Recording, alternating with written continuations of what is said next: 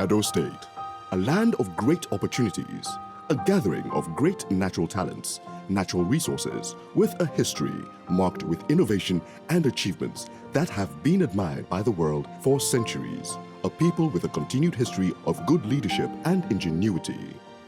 Governor Godwin Obaseki, upon assuming the mantle of leadership in Edo State, has continued on the work of his predecessor, Adams Oshomole, who laid down many of the fundamentals for socio-economic development in Edo, showing the people that a government with a vision and purpose can indeed make a difference in the lives of its people.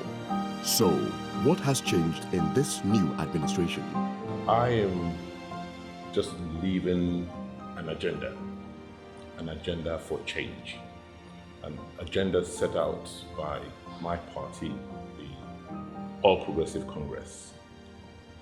If you read the manifesto of the party, there's nothing I've done in the last 1 year that's not in full alignment with the party's philosophy. So my mantra, my philosophy is just to build on what existed and to ensure continuity. Yeah, the vision is turning Edo State to a land of milk and honey, consolidating on the gain of the last administration of Comrade Adams Oshomole and taking it out of that name called civil service state to an industrial state. What we've done is to focus on improving our school system, particularly basic education for the long term, but for the short term to now begin to ensure that we create institutions to train technical people, technical manpower. So the first thing we did was to go to Benin Technical College, which was the pioneer technical college in this country, to clean it out and begin to rebuild it and put in the resources to train the kind of people companies will need when they come into the place. Deliberately, we took the issue of law and order seriously. And right from day one, we made it clear to our people that one of the main focus of this government is to make sure that we restore law and order. That we have done to a large extent. In this world, in this constantly technology-driven world, in the era of globalization, there is no way you can unleash the power and creativity of the people without bringing in foreign capital. Foreign investments must come in with technology, with new skills, with the financing, and with new methods of work. To encourage investment, the state government has set in place specific targeted policies and strategies, all orchestrated to encourage investors' commitment. I can tell you that there has been some good news, and we are very, very pleased about it. Before then, we were hardly getting any smallholder rubber coming to our factory for processing. Since January, we budgeted for 70 tons for the year. Since January up until today, we've got nearly 500 tons, just because the governor removed the illegal touts from the road. So that shows you how business is adversely affected by these kind of things. But there has been quite an influx of people trying to come to Edo State to invest, especially in the area of agriculture, which is where we are. We know that people have been coming. And that's because of the mindset of the government. They've been able to back up their words with action, visible to everybody that they mean what they say. And that's been encouraging to existing investors and potential investors. And interestingly, you can see that industries are already opening. Boa just opened up recently. The fertilizer company that was abandoned for years, that was just a conduit pipe, is working now. And there are other companies that are already going, and there are many that are coming. In 2020, countries like America, UK, and other developed countries are not going to be using petrol cars anymore, which will further affect the dependence on crude oil. And Nigeria, crude oil being the main source of IGR of Nigeria, is going to further affect our economy. So we are looking at a new direction, which is tourism. We have a site like Sopomba River, less than 45 minutes drive from here. So that place, the water is crystal clear, it is blue. It has a historical background as well. It stated that the Obavorame in 1897, before the invasion of the British Empire, actually spent some time there. And if you go there, this canoe that is used is still in the water, and you can still see after over 150 years. So the potential in that place is enormous. And any investor that is coming to invest there, I can guarantee the investor that he will make his money back in less than 3 to 5 years. There are other reasons why Edo State is the best or one of the most viable places in Nigeria for investment. I think Edo State, first of all, has all the resources that any agro-business would require. It has good soils, it has good rain, it has various bioclimatic regions. You know, we do oil palm and rubber, for instance, but it is not restricted to those.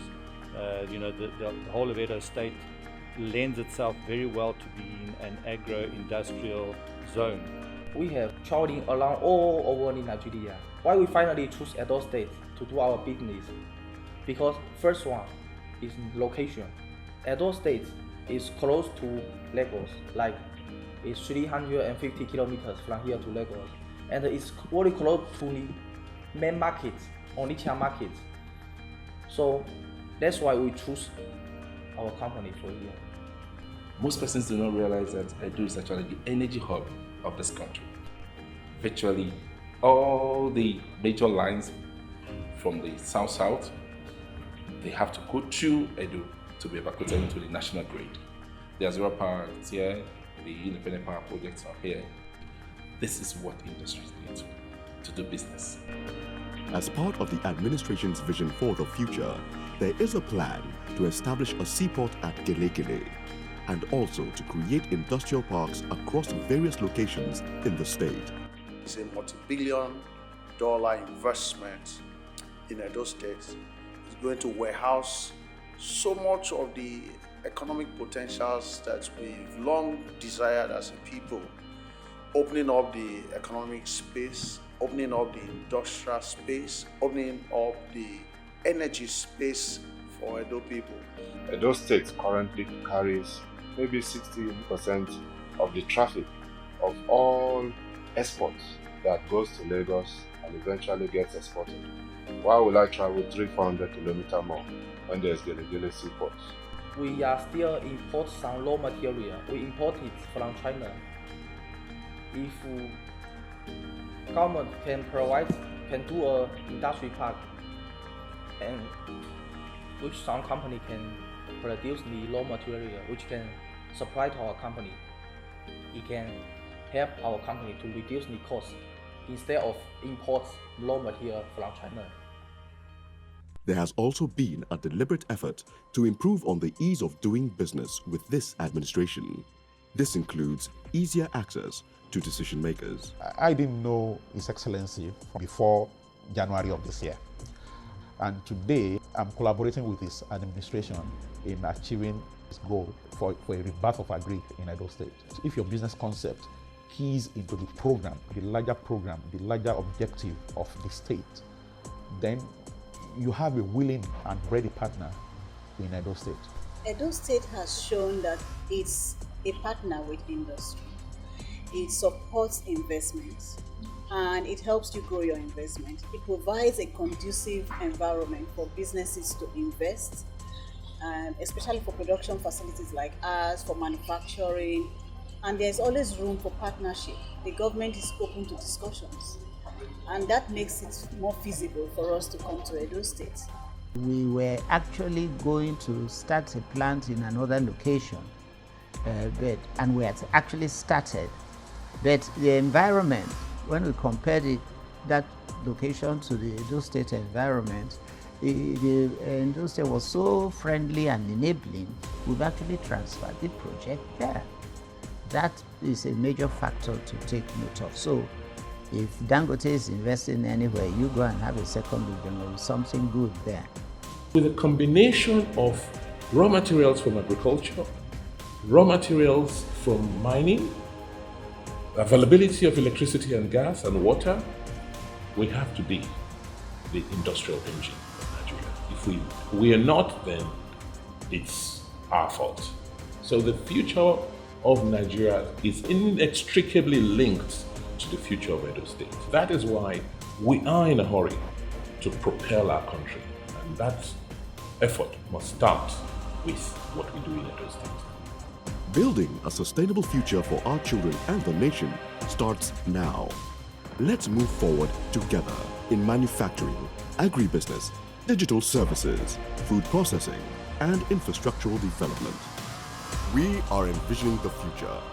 Welcome to Alaghodaro 2017, the Edo State Investment Summit.